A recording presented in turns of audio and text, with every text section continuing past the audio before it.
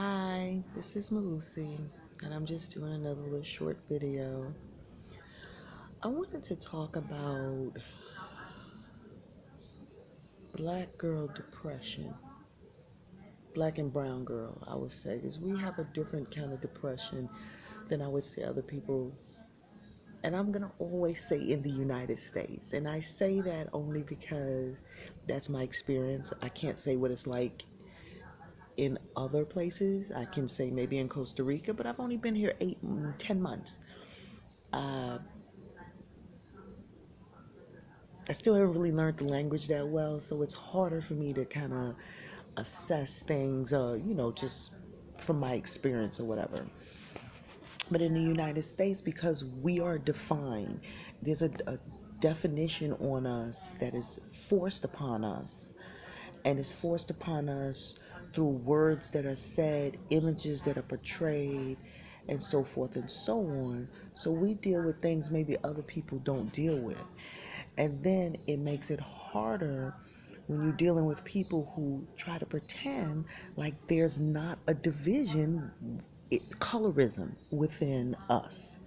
You know, if you're too light and mixed looking, people can't stand you. Oh, Lord.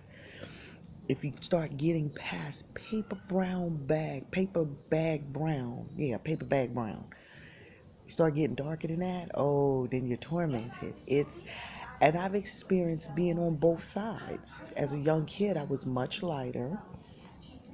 And so I experienced how I was treated. And then when I started getting darker, I definitely experienced how I was being treated.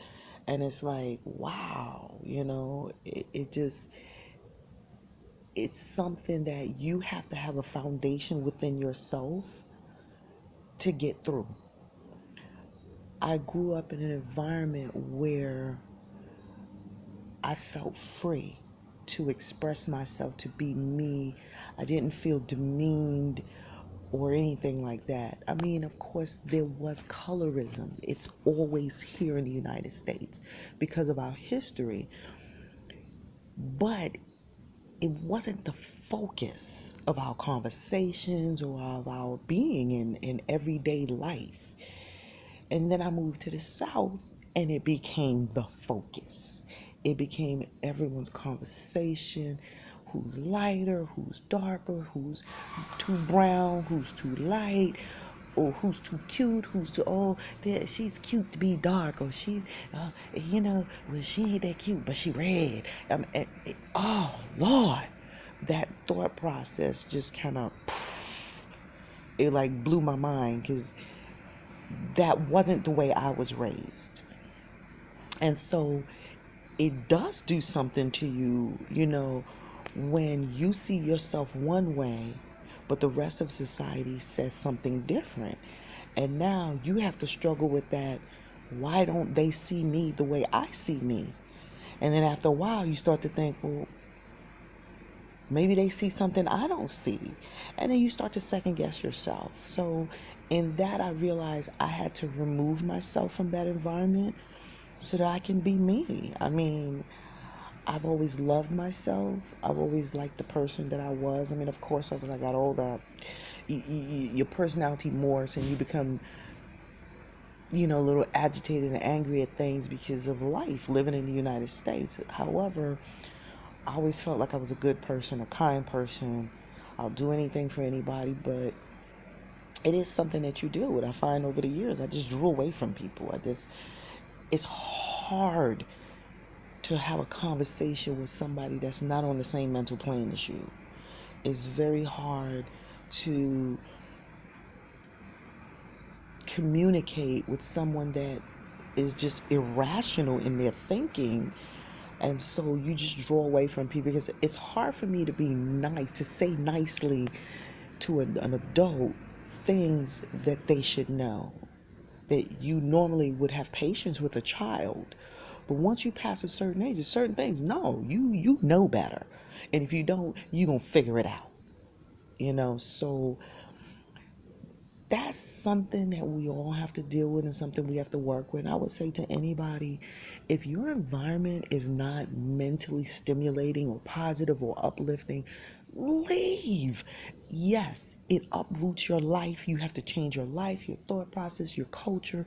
And I'm not necessarily saying leave the United States, although I am saying leave the United States, but move to another area. Leave. Don't continue to sit in the craziness. Just, do something different. You have to empower yourself. If you don't, everybody keeps wanting to be, I'm independent, it's my life. Well, live it. And stop letting other people live it. Stop ever letting other people define who you are or what they feel you should be, or whatever. Be you, and find that you will start to draw people into your circle that appreciate the way you think and the things you like in life. And that's something that I'm experiencing now. Moving down here, it became extremely lonely, and it was like I wasn't meeting the right people at first. But it's like now, the more I've meditated, sat alone, and concentrated and focused, and it's like now all of a sudden all these people I'm just running into them, you know, inviting me to different ceremonies and different things to help me understand how to vibrate on a higher plane so that I can have a better life. So I definitely understand the laws of attraction. And, all I say is, do what you need to do to take care of you. If you need to remove people from your life that's been in your life your whole life, then that's what you need to do. I mean, I know I've had to do it. There's so many people that I don't talk to anymore, I don't deal with. And some people, it's not so much that I don't like them, but they're vibrating on such a low vibration that it disturbs my spirit and soul, and it's hard for me to be in their presence. And, whereas I didn't notice it before, now that I've left the United States and have been out for almost a year now, I definitely see it. It's like, wow, it's hard to maintain certain relationships because to me, I feel like the only thing we have to talk about is complaints. And that's not my conversation anymore. I don't want to talk about certain things. I don't want to talk about what Donald Trump is doing. I don't even watch the news. I don't care what's going on because it's all just crap and nobody's doing anything about it. They just letting these aliens run them wild. So, I've chose to move on, to do different things, and I feel this is making me happier.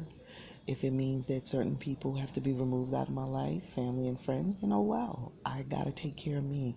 And that's my goal in life now, me. I've been taking care of everybody else for so long, it's my time. And I have to get myself right. And just the things that I've been thinking about and understanding is drawing these people into my life. And I'm so grateful.